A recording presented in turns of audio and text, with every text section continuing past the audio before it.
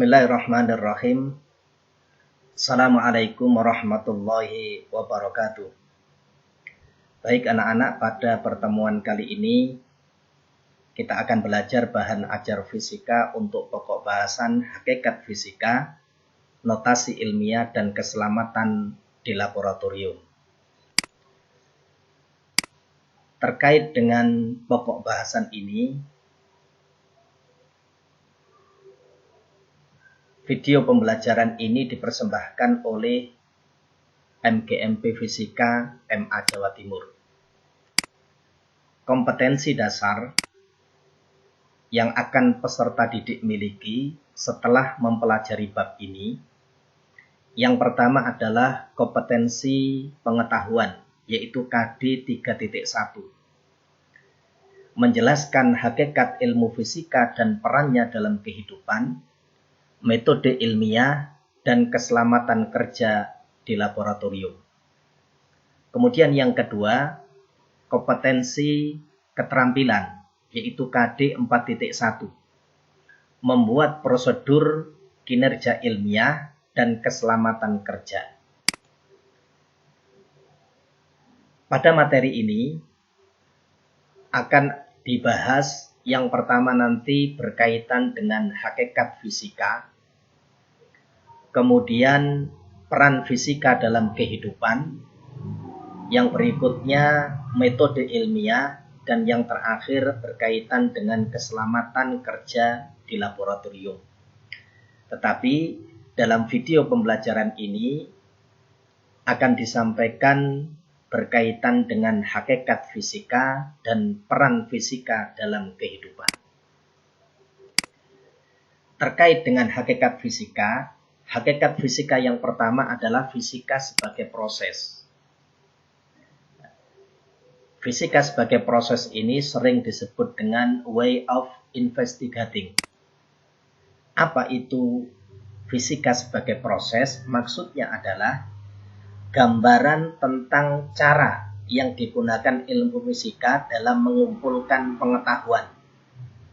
Informasi dikumpulkan melalui proses percobaan dengan menggunakan metode ilmiah yang sistematis, sehingga menghasilkan produk yang bisa dipertanggungjawabkan. Langkah-langkah fisika sebagai proses terdiri atas pertama adanya fenomena. Kemudian setelah fenomena itu ada, yang kedua adalah dugaan. Yang berikutnya adalah dilakukan pengamatan, kemudian pengukuran, yang selanjutnya dilakukan penyelidikan. Hasil akhir dari langkah-langkah tersebut kemudian dipublikasikan dalam bentuk karya. Yang kedua, hakikat fisika sebagai produk. Sering disebut dengan body knowledge.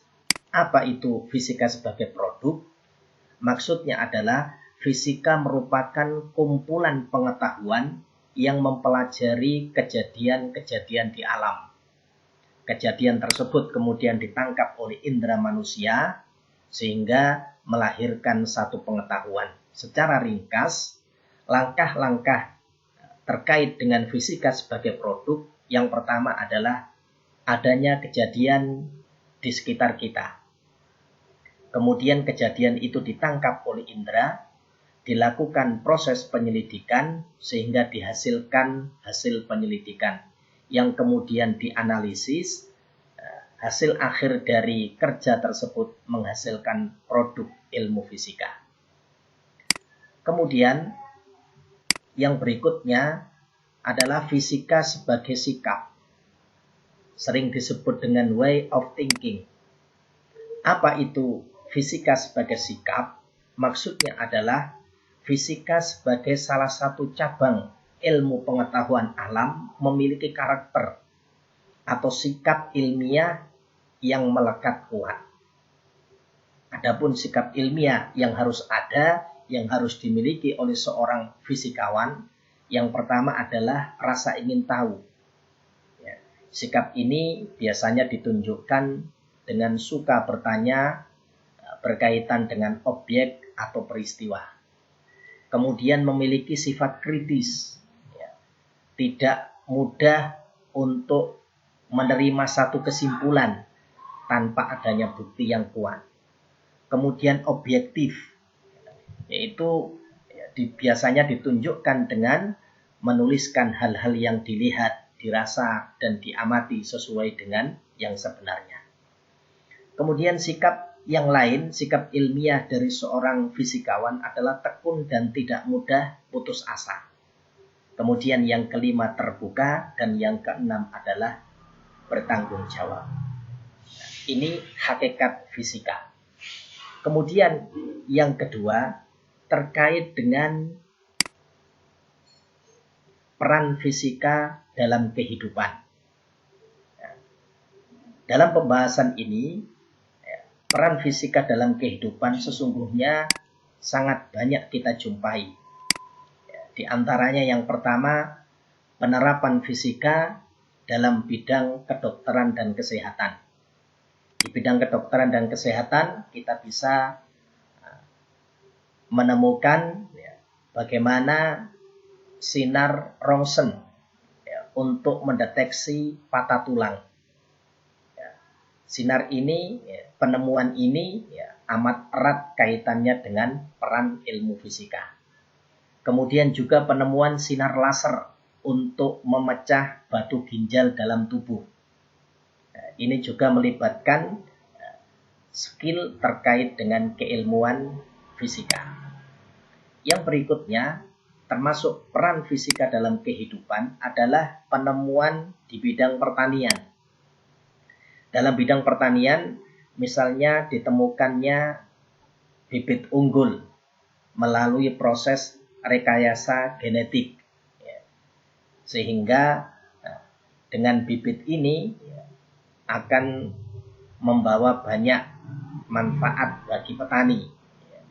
Yang semula waktu untuk panen itu lama, bisa menjadi lebih singkat. Kemudian yang lain, penemuan peralatan pertanian, misalnya mesin untuk membajak sawah. Ini juga tidak lepas dari peran ilmu fisika dalam bidang pertanian. Kemudian yang lain, peran fisika dalam kehidupan, yaitu dalam bidang transportasi. Dalam bidang transportasi, misalnya penemuan konsep gerakan benda yang berpengaruh terhadap pembuatan mobil atau motor.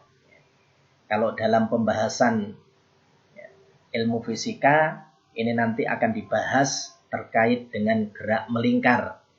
Bagaimana roda-roda itu bergerak ketika saling bersinggungan atau dihubungkan dengan tali.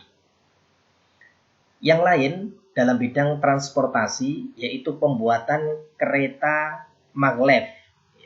Ini kereta superkonduktor.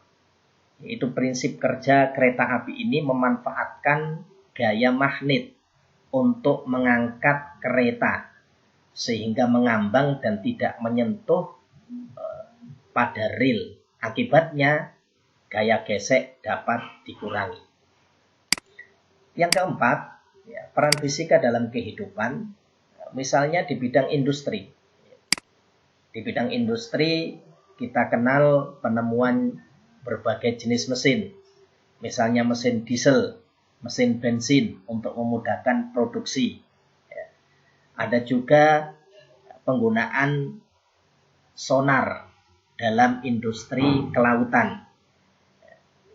Jadi dengan memanfaatkan gelombang ultrasonik untuk mengukur kedalaman, untuk mengetahui benda yang ada di dasar laut atau di dalam lautan.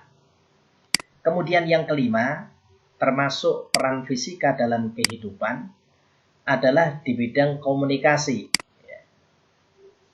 Di era yang modern seperti ini, kita sangat lekat dengan yang namanya smartphone atau telepon genggam. Sesungguhnya ini adalah memanfaatkan gelombang elektromagnetik. Kemudian misalnya di bidang komunikasi pula kita sekarang kenal yang namanya fiber optik untuk jaringan internet. Ya. Di mana cara kerjanya? Ya, dia memanfaatkan sejenis kabel yang terbuat dari kaca atau plastik yang sangat halus, bahkan lebih kecil dari rambut. Ya. Kemudian digunakan untuk mentransmisikan sinyal cahaya dari satu tempat ke tempat yang lain. Kemudian yang berikutnya termasuk peran fisika dalam kehidupan adalah di bidang energi. Misalnya penggunaan radioaktif sebagai reaktor nuklir. Dan ini sudah banyak digagas di beberapa negara yang maju.